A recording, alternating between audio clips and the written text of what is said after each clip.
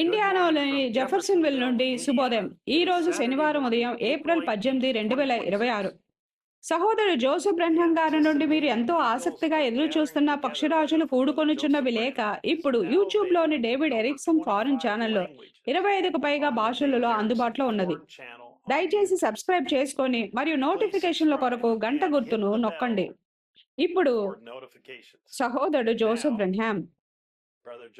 ప్రియమైన ఎన్నుకోబడిన వధువా, వధువును ఎన్నుకొనుట అనే ఈ వర్తమానమును మనం వినిచుండగా ప్రవక్త కేవలం ఒక పురుషుడు తన భార్యగా ఉండటానికి ఒక స్త్రీని ఎన్నుకుంటున్నప్పుడు అతడు ఎటువంటి గుణలక్షణము కొరకు మరియు ఎటువంటి ఆత్మ సంబంధమైన స్వరూపము కొరకు వెదకాలి అనే దాని గురించి మనతో మాట్లాడుతూ మరియు మనకు సూచనలు ఇస్తున్నాడని కొందరు అనుకుంటారు. అది నిజమే, ఆయన దానిని చెప్తున్నాడు. అయితే ఆయన మాటలో ఒక నిజమైన దాచబడిన ప్రేమలేఖ ఉన్నది. ఆయన తన వధువుకు బయలుపరచుచున్న విషయం ఇంకా చాలా లోతైనది. దేవుడు నేరుగా ఆమెతో మాట్లాడి ఆయన ఆమెలో దేని కొరకు వెతుకుచున్నాడో ఆమెకు చెప్తున్నాడు. మరియు ఆది నుండి ఆయన ఆమెను ఎందుకు ఎన్నుకున్నాడో ఆమెకు చెప్తున్నాడు. ఆయన తన నిత్యత్వమును ఎవరితో పంచుకోవాలనుకున్నాడో అట్టి ఆయన యొక్క అత్యంత ప్రియమైన వధువుగా ఉండటానికి ఆయన ఆమెను ఎన్నుకున్నాడన్న విషయమును ఆమె తెలుసుకోవాలని ఆయన కోరాడు. ఆదిలో దేవుడు సరిగ్గా ఆయన యొక్క గుణలక్షణమును కలిగి ఉండే ఒక వధువు కొరకు వెతుకుచూ ఉన్నాడు. సరిగ్గా ఆయన యొక్క ఆత్మయే ఆమెలో ప్రత్యక్షపరచబడుతుంది. సరిగ్గా ఆయనలో ఉన్న మనస్సే ఆమెలో ఉండేంతగా ఆయనకు మరియు ఆయన యొక్క వాగ్దాన వాక్యమునకు కట్టబడి ఉండే ఒక వధువును ఆయన కోరుకున్నాడు. ఆయన మలచబడినట్లే ఆమె మలచబడవలసి ఉన్నది. ఆమె ఆయన యొక్క అదే శరీరం, అదే ఎముకలు, అదే ఆత్మ, అదే సమస్తము అయి ఉండాలని, సరిగ్గా ఆయన వలె ఉండాలని ఆయన కోరాడు.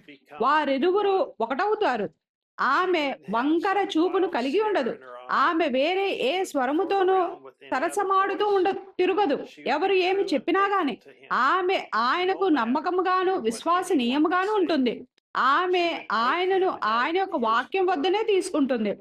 ఆయన ఏమి చెప్తాడో ఆ ప్రతి మాటను ఆమె నమ్ముతుంది. అది నెరవేరడానికి ఎంత సమయం పట్టినా గాని ఆమె దానిని నమ్ముతుంది. ఆమె ఆయన యొక్క వాక్యంతో నిలిచి ఉంటుంది. ఆమె ఆయనను మరియు ఆయనను మాత్రమే ప్రేమిస్తుంది. ఆయన ఆమెకు గొప్ప ధన సంపదలను ఇవ్వాల్సిన అవసరం లేదు. ఆమె అమూల్యమైన ముత్యమును కలిగి ఉన్నది. ఆయనను గూర్చిన సత్యమైన ప్రత్యక్షతను కలిగి ఉన్నది. వారు ఏకమై ఉన్నారని మరియు ఒకటై ఉన్నారని ఆమె ఎరిగి ఉంటుంది. ఆయన యొక్క ఆత్మ ఆమెలో నివసిస్తుంది. ఆమెకు అవసరమున్న ప్రతిదానిని ఆయన ఆమెకు ఇస్తాడు. ఆమె చేయవలసిందల్లా అడిగి మరియు నమ్మడమే, మరియు ఆయన దానిని చేస్తాడు.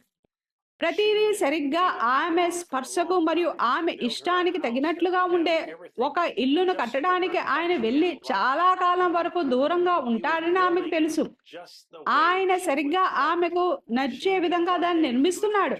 ఆయన వాగ్దానం చేసిన విధంగా ఒకరోజు ఆయన తిరిగి వస్తాడని ఆమెకు తెలుసు. అప్పుడు వారు 1000 సంవత్సరాలు ఒక గొప్ప పెండ్లి విందువును కలిగి ఉంటారు. పిదప నిత్యత్వమును గడపడానికి ఆయన ఆమె కొరకు కట్టినట్టు ఆ అందమైన గృహానికి వారు కలిసి వెళ్తారు. ఆమెకు మిగతాదేది ముఖ్యం కాదు. ఆమె మిగతా దేనిని కోరదు.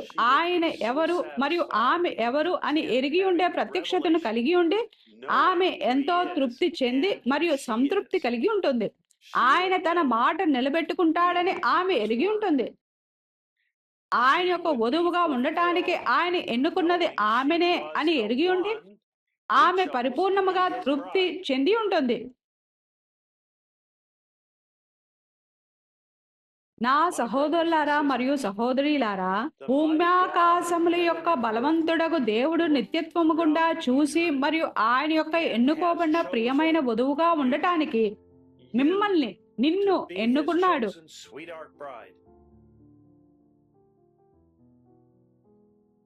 ఆయన తన యొక్క బలిష్ఠుడైన దూత ద్వారా మాట్లాడి మరియు మనము ఆయన యొక్క ఎన్నుకోబడిన వధువై ఉన్నామని మనకు చెప్తుండగా ఈ ఆదివారం వచ్చి నాతో మరియు ఆయన యొక్క వధువులోని ఒక భాగముతో చేరడానికి నేను మిమ్మల్ని ఆహ్వానిస్తున్నాను. సహోదరుడు జోసెఫ్ బ్రహ్నం. వర్తమానము 65-04-29 ఈ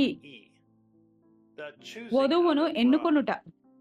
సమయము జెఫర్సన్విల్ కాలమానం ప్రకారంగా మధ్యాహ్నం 12 గంటలకు. లేఖనములు ఆది కాండము 24వ అధ్యాయము 12 నుండి 14 వచనములు. యెషయా గ్రంథము 53వ అధ్యాయము 2వ వచనము.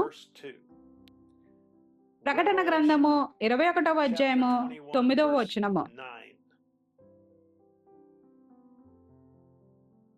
మరలా కలిసేంత వరకు దేవుడు మిమ్మల్ని దీవించును గాక.